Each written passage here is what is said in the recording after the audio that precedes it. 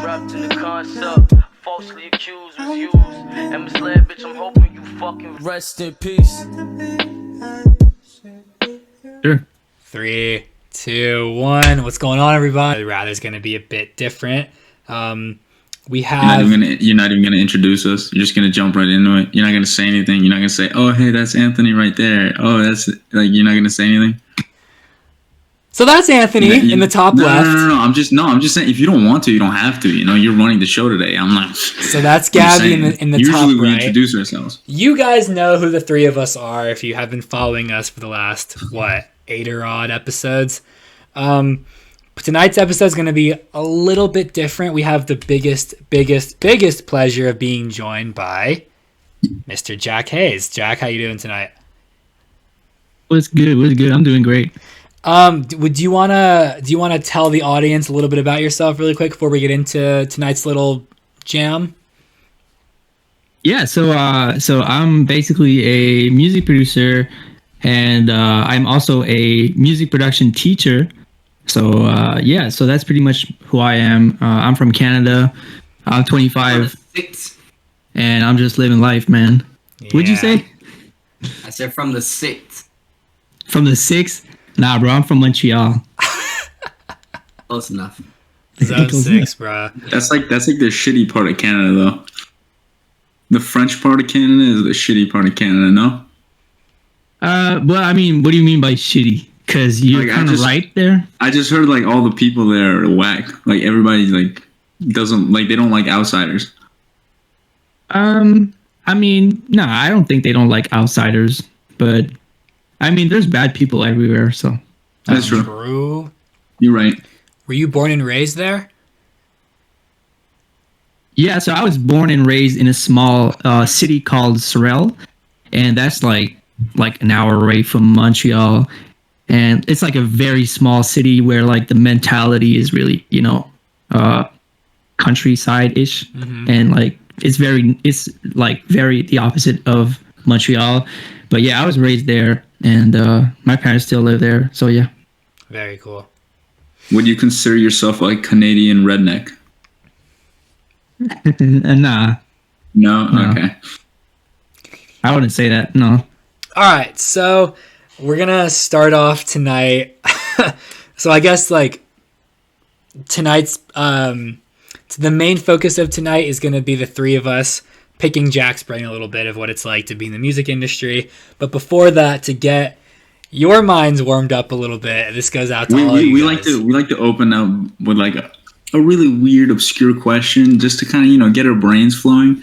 And, today's question is going to be pretty interesting. Jack, here's the question. Why do you think pizzas are made round in square boxes but are eaten as triangles? Let's go. like couldn't they make pizzas squares in square boxes and then cut them into squares? I mean, when you make the dough though, isn't it just easier to make a circle? Is it though? Like, have you ever tried to make a circle out of dough? It always turns out like it's all blobby. Yeah, but it's closer than to a circle, right? Than just to a square in my head. But you could be right. Well, here's the thing. But, it's made as a square. It's made as a circle, and then it's made cooked like that, and then it's put in a square box. Like what? You can get more. You can get more pizza with the same amount of dough. You get what I'm saying? Like, because here's the thing: the corner of the boxes are always empty. You're not even getting a whole box of pizza. You're only getting like a fraction. We're exposing. Not only that, but so that means that they're also wasting cardboard essentially. Exactly. Not cardboard, but now it's an environmental problem. It goes deeper than just the circle pizza, essentially. Yeah. Yeah, they're killing the turtles. Oh, we're making that a hashtag. Papa John's kills turtles. Oh my god. Do you follow Papa John on Instagram? He has an Instagram account. I don't. He's really funny. He's been under fire for like the past 3 years, man. He's been going through the ringer, and I feel bad for him because I like Papa John. He says so much dumb shit. But he's Papa John. Like, come on. He's allowed, bro. Bro, huh? Bro, what do you mean he's allowed? Nah, I'm just kidding. Okay. Like, here's the thing. I have a hard time, with the concept that because someone has a certain amount of clout or a certain amount of fame that they can just kind of get away with whatnot. You know what I mean? Yeah, but okay, no. Here's the thing. The last thing that like he was in a controversy for was so he had the whole thing come out where like he said the N-word, right? And then like 8 or 9 months later, he came out in an interview and he was like, yeah, I've been like really struggling with it, but I finally got the word out of the dictionary after 9 months. Like I finally gotten it out of my system. And like most people would be like, oh, cool. Yeah, he improved on himself and like he no longer does that, right? But the left went after him and was like, oh my gosh, he used the word for another 9 months after he got exposed. Like that's what went through their heads. And like I just feel bad for him because it's like you try and do something better and you still get shit on. Well, I think it's because, and maybe I don't agree with this either necessarily, but it's because he has such a big following and he has a reputation for himself. That reputation follows him because he's like this pop culture icon, essentially. But change doesn't happen overnight. Of course not. That's why I'm saying. So why would you assume that of him? You shouldn't. Yeah. I mean, He's Papa John, and he always will be. Okay. Okay. So I think that was our little icebreaker warm-up question a little bit. Jack, are you ready to basically serve yourself on a silver platter? I'm ready for anything, Bren. All right. So I'm down for it all. All right, let's do it. So during your little introduction, right, you mentioned that you're, I guess, like self-established music producer, but you also have like, I guess the profession, if that's what I'm gonna call it for now. Correct me if I, obviously.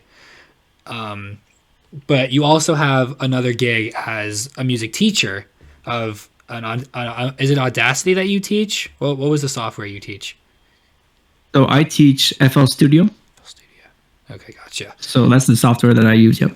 Okay, so are either of those gigs something that you want to, I guess, take professionally? Well, I'm pretty much doing it professionally right now. But I'm nowhere near where I want to be with it. So the way I do it is I go through a platform called Fiverr, which some of you guys at home may probably know it. Essentially, it's just a platform where you could just buy services from people, and that's where I sell from.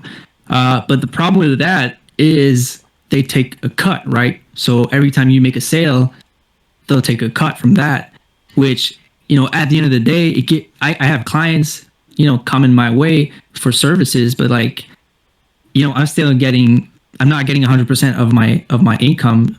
So I'm trying to branch out of that slowly and just create my own platform at this, so that's what I mean when I say that I'm not where I want to be in terms of the professional aspect of it yet. I'm still working on it, Mm-hmm.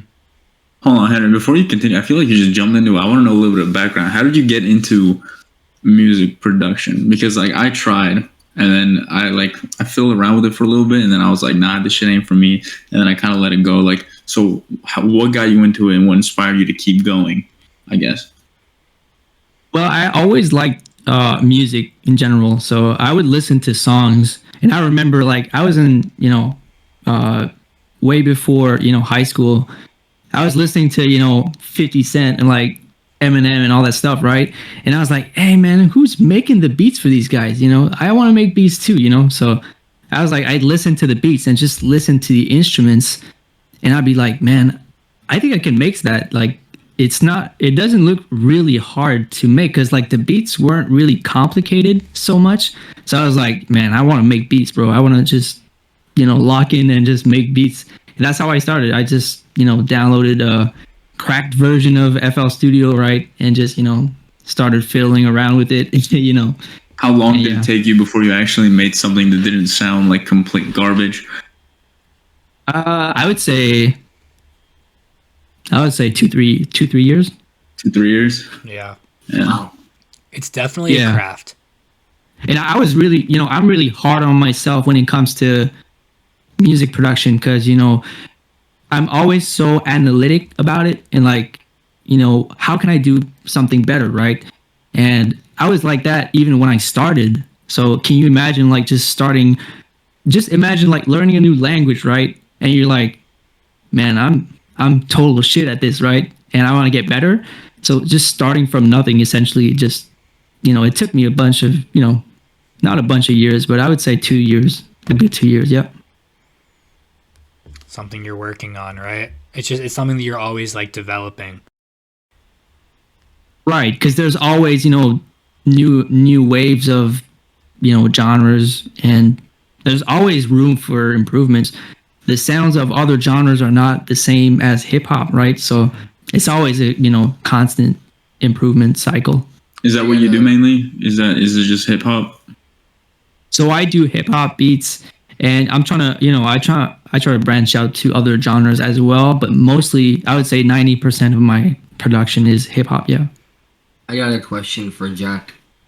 For someone that has been producing music for over 10 years, do you feel there's still areas where you lack in or you still need improvement in? Sure, for sure. Mixing is like the hardest part I find it's the hardest part for music producers. Just, creating a song is one thing, right? But just making it sound good, like sonically speaking, is just a whole nother thing. It's just a whole nother science. So I would say mixing is always, what is, not lacking, but like it's always the thing that I could improve in, my beats. For sure. Another one, whenever you're making beats or you got your little session going, do you like to think about, man, this sounds good, I really like how this sounds, or do you try to think in a way that, wow, people will love this sound, or everybody's gonna think this is crazy? How do you go about that?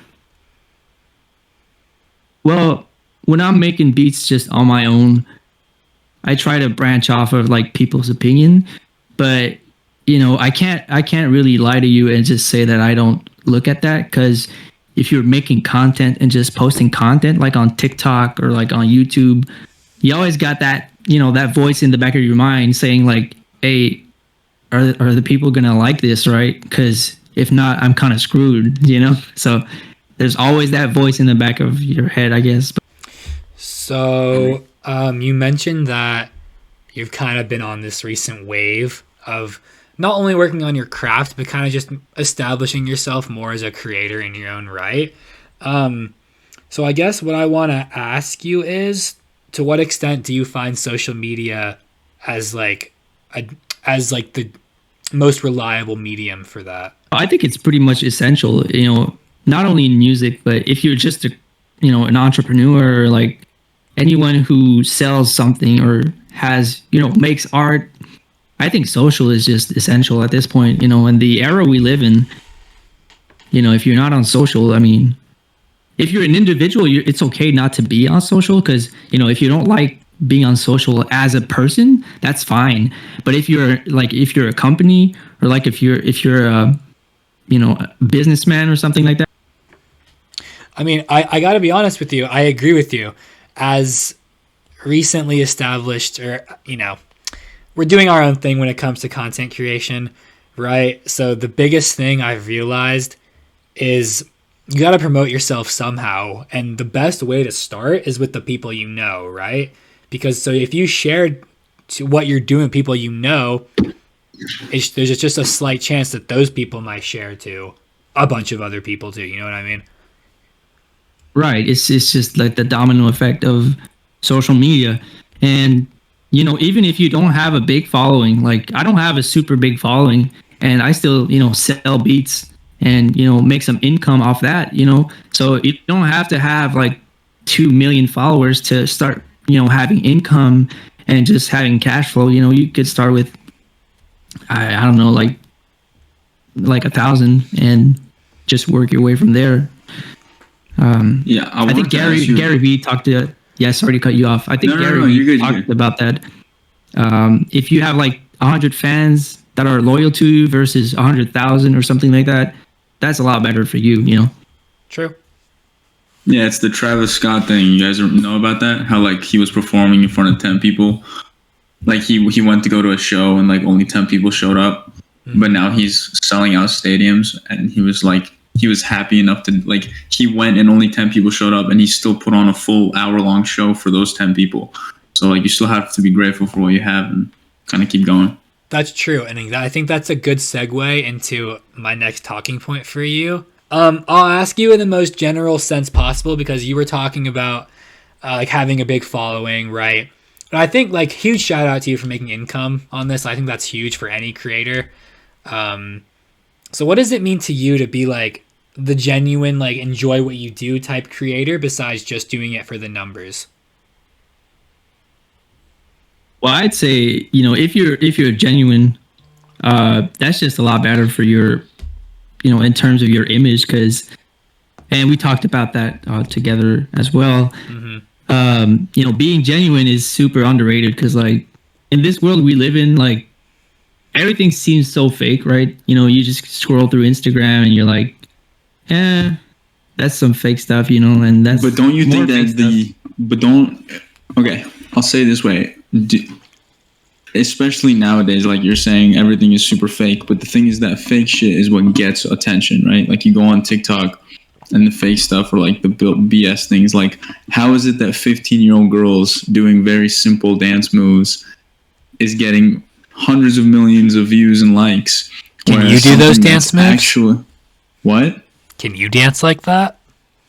Yeah, I can move my hips and do the Macarena like 3 times in a row. That's not hard to do, right? The problem, the thing I'm talking about is like there are people that actually have talents, right, and that have like worked to perfect their craft. Like for instance, you, right? You've been working on this for 10 years, whereas these girls see someone do a dance, they copy it, and because they, let's say for instance, they look good, right? Or maybe, I mean, like I don't know what other reason there could possibly be, but they just blow up out of nowhere, and it's like, I've been working so hard, they've done literally nothing.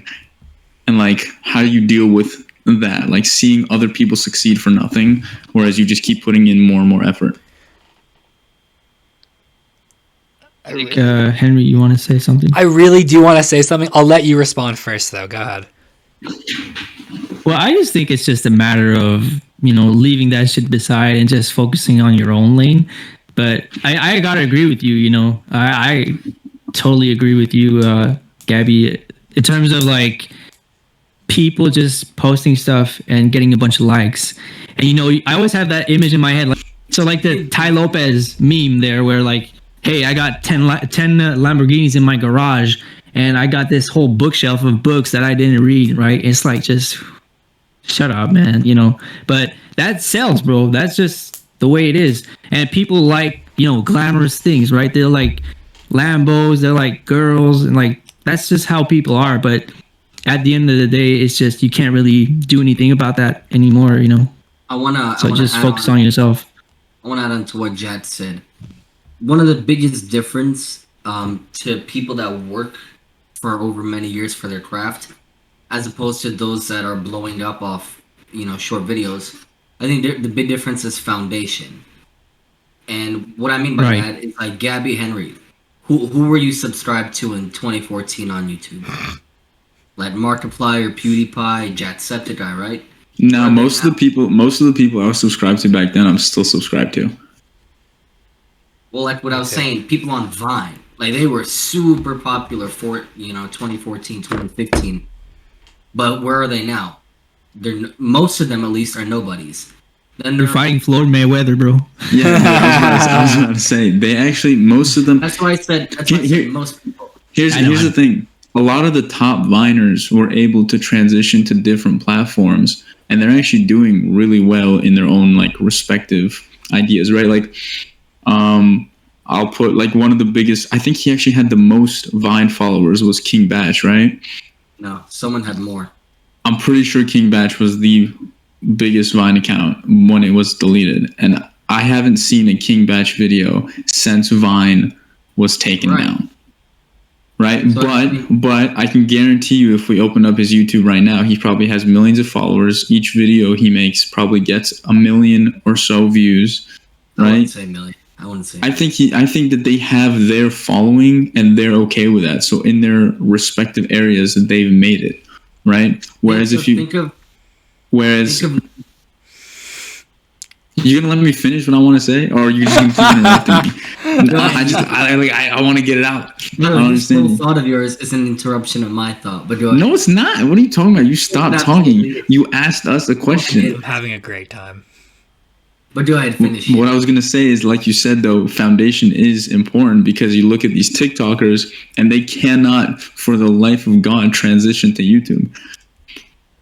Like they really Some of them can't. are trying to sing. Some of them are trying to sing it. Yeah, but everybody knows it's a cash grab.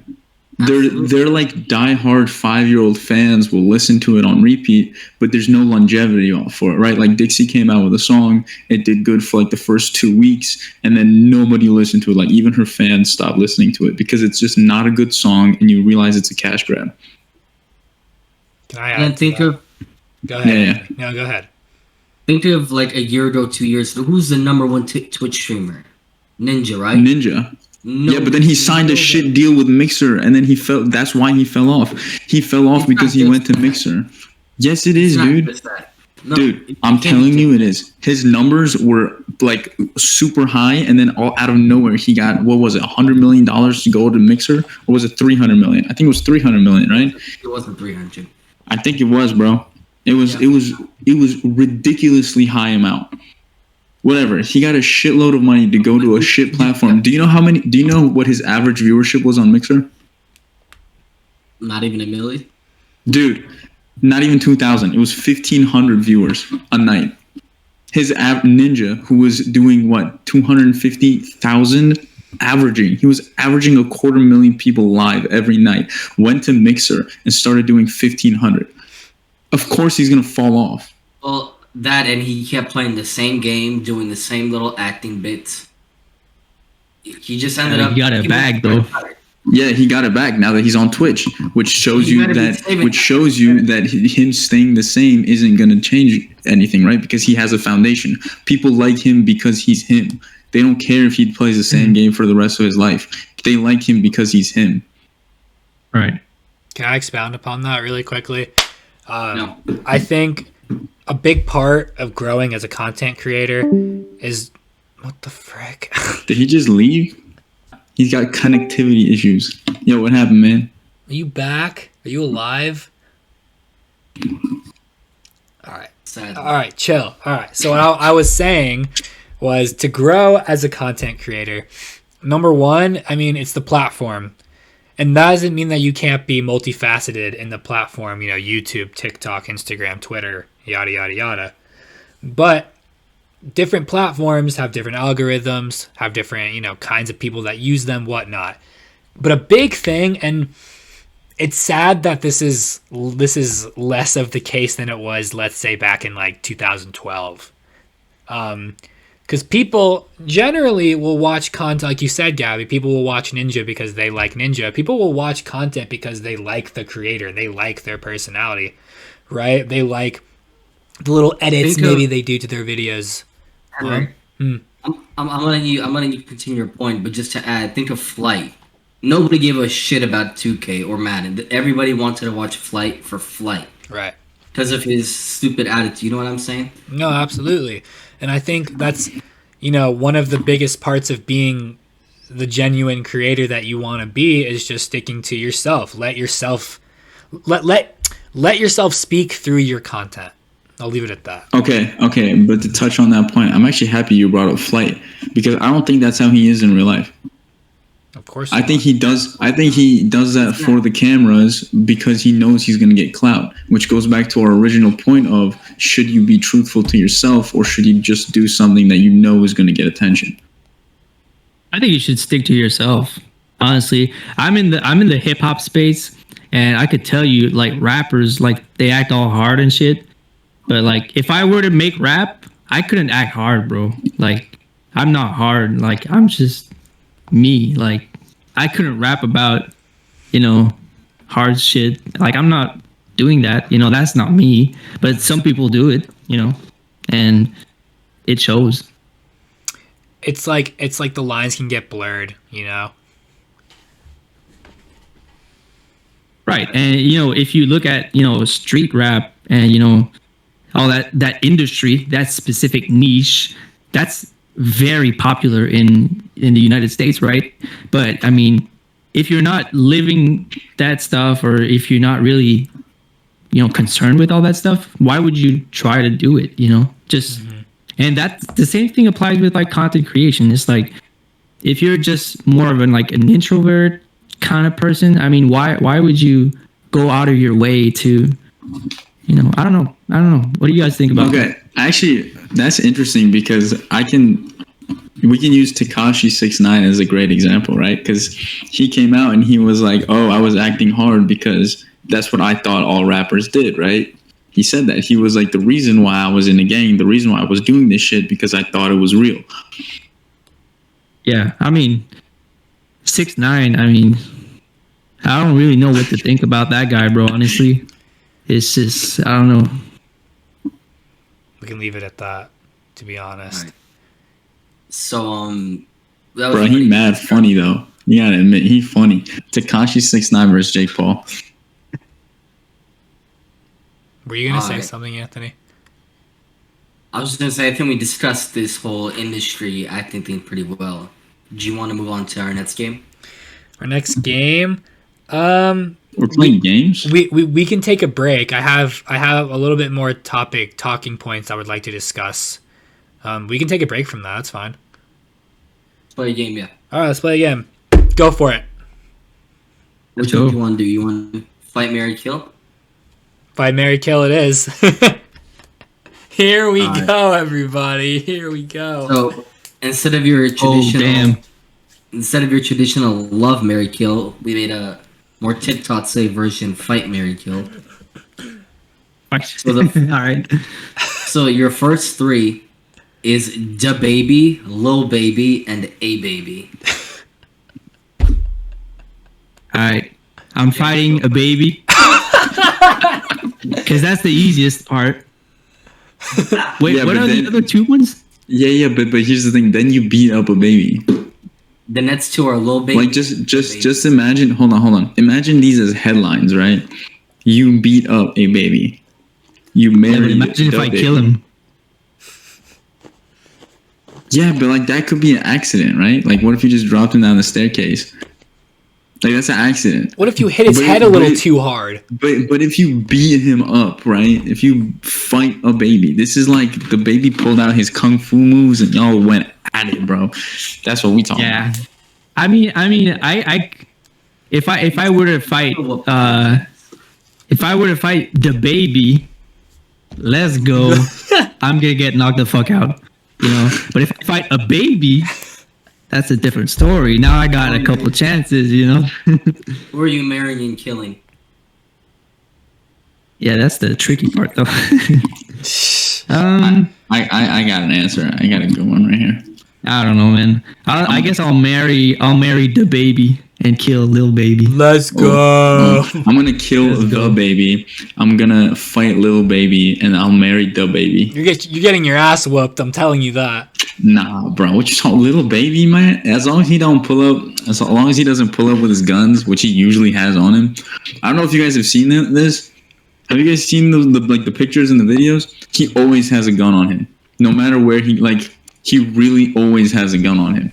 Like there are pictures of him like he's just taking pictures with a fan, and like you see, because like he's leaning over, you can see the outline of his Glock on his. Like he's literally always strapped. He doesn't trust anyone. He pays for security and still brings his own.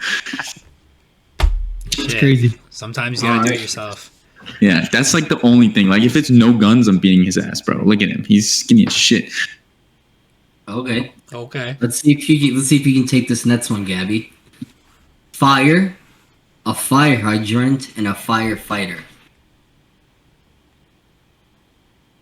I mean, is the fire hydrant like open and the water is spraying out, or is it just No, standing there? Just standing there. Probably had a couple of dogs piss on it a couple hours ago. Is that the same game? Like kill, fight, Yep. Yeah, And marry? kill, fight, kill, marry. Fight, Okay. marry, kill. fight, marry, kill.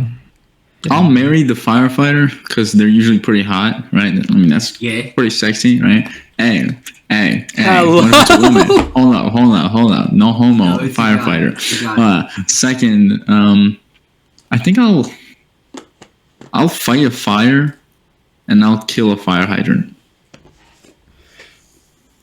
All right. I just spit water Henry? everywhere. Hold on. I just spit water everywhere. Oh my god. Wait, why'd you spit? This one. I don't know. I was probably so baffled by fires, firefighters, and fire hydrants. I think that I'm definitely marrying the firefighter because they're the only ones that make income, right? I'm fighting the fire hydrant, and I'm killing a fire. I'm just gonna grab my water bottle and just go. Shh. All right, Jack. This next one's for you. Ready? Yeah, sure. Mike Tyson, Emperor Palpatine, or Jim Ellis? Bro, I don't know who that is. Emperor who? Palpatine. He's a Star Wars character. He's like the main villain in Star Wars. He can shoot lightning out of his hands. Power. Yeah, he's doing a quick Google search. Yeah, Quick Palpatine. Google search. search. Oh my god, bro. You've never What? seen Star Wars? Nah, I don't watch Star Wars, but man, this guy is ugly as fuck, bro. Dude, I would kill Palpatine. I would marry Jim Ellis, and I'm gonna fight Mike Tyson. Just because then I can tell people I fought Mike Tyson. You probably won't tell people for a couple months with your jaw. I'm killing Jim Ellis. What? Nah, It's Jim Ellis. Why would you kill Jim Ellis? no. Sorry, I'm killing Mike Tyson. The fuck? I'm marrying Jim Ellis. Hold up. Is it because he's black? No. Wait. Who's the other guy? Henry? Well, I'm marrying the president. Really? You're gonna marry that? Yeah. That's what you're gonna marry. Yeah. I need to pull up a picture of this fool. I bro. get You marry immunity. that. He won't remember your name. That's fine. You'll probably married for like 3 years and then he's gone. That's number one. Number two, he's not gonna want to marry you. You wanna know why? You're not young enough, bro. He likes some rare. Chill. I would. So I'm fighting. I'm fighting the shark, so I'm dead, and then I'm married. And then, Hold on. You're on land. You're chilling. yeah, true. Where are you fighting the shark, Anthony? Where are we fighting the shark? I'm just gonna grab a Underwater. harpoon and just go. Where? Underwater. Ooh. Well, then you're drowning. Not if I'm scuba diving. Do we get scuba gear? Yes. He's putting on lotion. Yeah, sure. You get some. You're fighting him in his territory? That's Yeah, it's that's a little- savage, bro. Oh, well, dude. I mean, what can I say? I'm a savage, bruh. All right, Jack. I would marry my prime minister because we have a prime minister here. Right. Justin Trudeau. And then, yes, He's a pretty good looking guy. Justin Okay, I see that. you know, and he seems to have a good family, so Chilling. and then the shark, and what's the other one? Oh, dentist. I would kill. I don't know, man. I'd kill the shark, and then I'd fight the dentist to have like an insurance policy. If I don't know, man. I'll just fight the dentist. I don't know. If you marry your prime minister, are you taking care of his children? Absolutely, yes. Anything that comes with marriage. I guess so. Yeah. Really? You're going to be Jack Trudeau. Really? Really? Oh, like, would you? Okay. Hold on. Bezos and Gates both just got divorced, right? If you married them, would you take care of their kids? I mean, Like If they're young.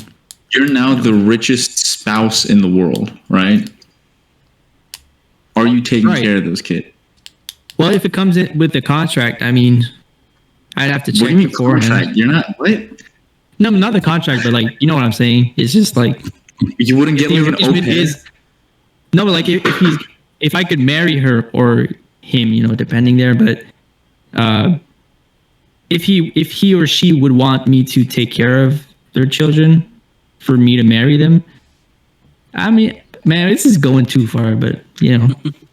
Nah, bro, I'm getting an au pair, bro. I'm flying like some like really hot 19-year-old chick from like Ukraine out, and then I'm gonna like, you know, on the side, you know, like she doing a good job. I gotta reward her a little bit. Living the American dream, baby. That's For what I'm real. saying, you know. For real. Jack, do you have a favorite sports team? I mean, I'm not too much into sports, but I like the Real Madrid from Spain. Let's go. Did you I used hear to about like play- the whole Super League idea? Nah, I didn't hear about that, bro. Oh, okay. It's been a while What is since it? I followed it. All right, Henny, you want to bring us back into the conversation? Let's We got a run it little back. sidetracked because of Mrs. Gates over there. Facts. Let's run it back. Let's run it back a second. Where were we? We established, right, that there's a fine line between being obsessed with the numbers and being obsessed with, for lack of a better term, the clout that comes with being the creator, the guy behind the camera.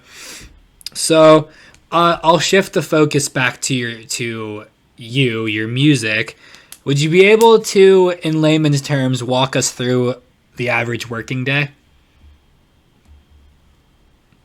Yeah, well, I usually plan out my schedule the day beforehand. So, you know, I'll have like a Google Calendar open and just I'll plan out my day for the next day. And, you know, depending on what I have to do, I'll just do it the next day, you know. So if I have a class the next day or if I have like 2-3 classes, I'll just do it. And then, you know, I'll probably just create content for social, you know, just for TikTok essentially or YouTube. And, you know, I'll just plan out my day in advance. So, you know, that's pretty much how I do it. So is music like your only source of income? So right now, yeah. Essentially just the music and the teaching stuff. So these are my two main sources of income. So yeah, those are my main income for now. Okay. The reason why I'm asking is because most people usually support their not hobbies. What's the thing? Like their dreams and their aspirations. They usually support that by having another like side hustle. That's why I was asking. Well, originally I wasn't doing this full time. I was actually studying in a university here in Canada. I was studying administration and marketing, but now I'm almost done my bachelor's degree there. So, you know, I don't have much classes left and everything like that. So I could really focus on my business aspect more. But back then, you know, I was like doing music on the side type thing. But now with COVID happening and all that stuff, I figured, you know, why not try to teach people some stuff, and I was stuck at home doing like Zoom classes anyway. So I figured why not, you know, just try to make some money with that, and it worked. So yeah. That's how we met. Yeah, and that's how me and Anthony met. Essentially, yeah. Sick. I guess I can. Well, let me see. So, we talked about your music a little bit. You know what I mean? Do you play any instruments? Excuse me. Yeah, I used to play drums. I played drums for 2-3 years, and then I Good tempo. stopped beats. You know, Yeah. you'll set a tempo and just stick to that, and just having the ear to arrange to a certain tempo is just really essential. Yeah.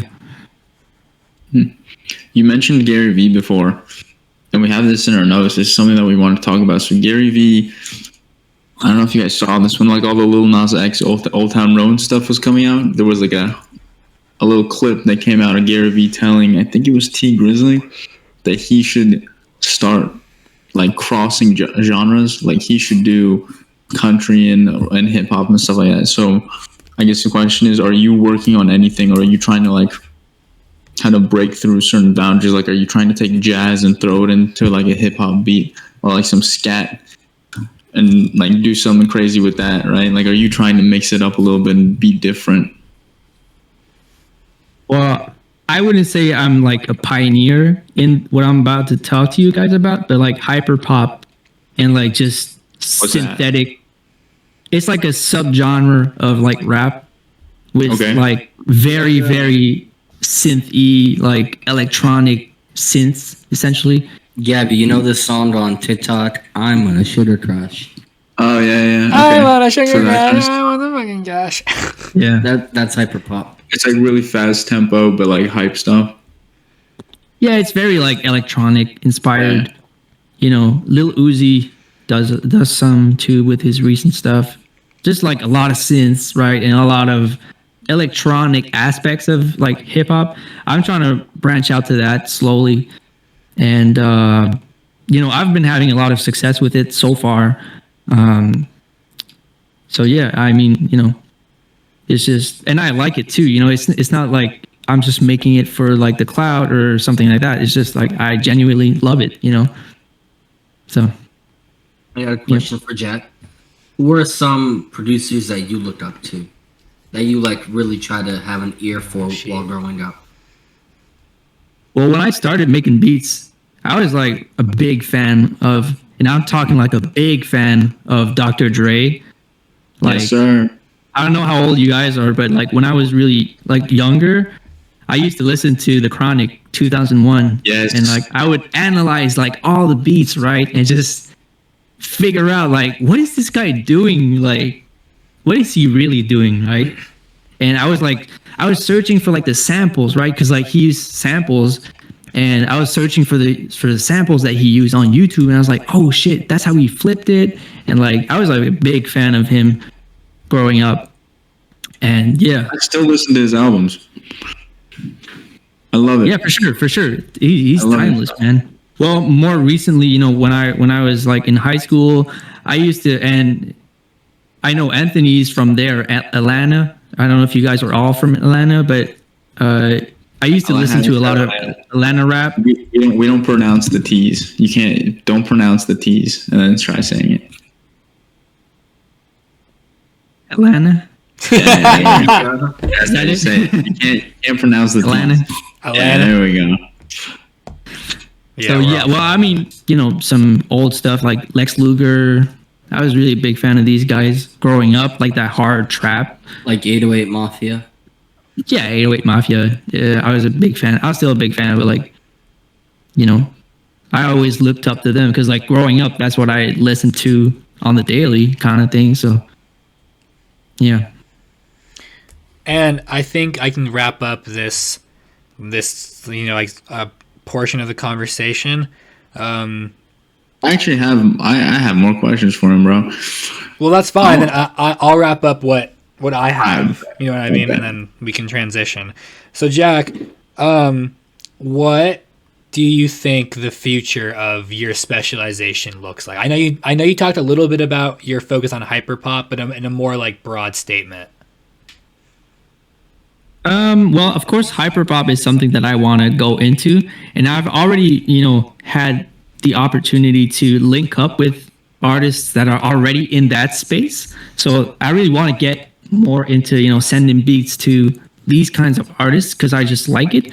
But in a more general aspect, I mean, it's just a matter of, you know, for me, it's just improvement and just building connections at this point. Because, like, you know, making beats is not really a problem anymore, you know, so I would say I'm at a good space, not a good space, but like I'm at a good spot where I am creative wise, but now I got to focus more on building the relations, you know, finding the A&Rs, finding the artists, right? The upcoming artists, and just linking up with people. You know, I think that's where I'm at right now. Very cool. Well, I mean, like, listen, dude, I mean, you have 3 new supporters behind your back, so we love what you do. I bro. appreciate y'all, man. Yeah, of course. Appreciate y'all. We love what you do. I want to go back and touch on social media one more time, because before this I took a look, and like I have all of them open right here on my phone right now. I took a look at all your social media. So you got YouTube, Instagram, and TikTok. And the thing is, like, So you like it seems like very recently you started blowing up on TikTok, and you went up to 30. You're at 32K right now.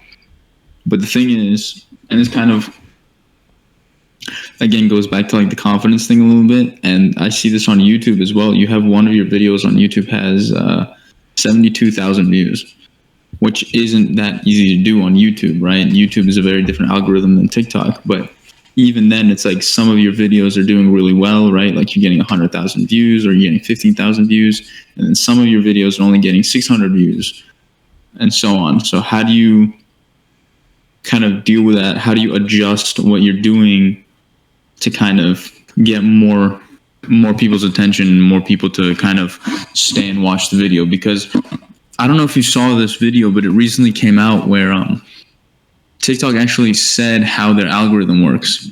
It's they basically release it to a batch of people for the first 2 hours, and the main thing that they look for is how long somebody watches your video and like how many times it's repeated. So like, what are you doing to grab people's attention more and like keep them entertained and interacting with your videos? So I think you talked about two things there. So first of all, the fact that some videos are going to be more popping than others. So that's the first thing. I try to adjust, at every video. And of course, I know not every video is going to blow up. And I have some videos with like 600 views, and the Castaway one has 2 million. So there's a very big gap. But obviously that's really just trial and error.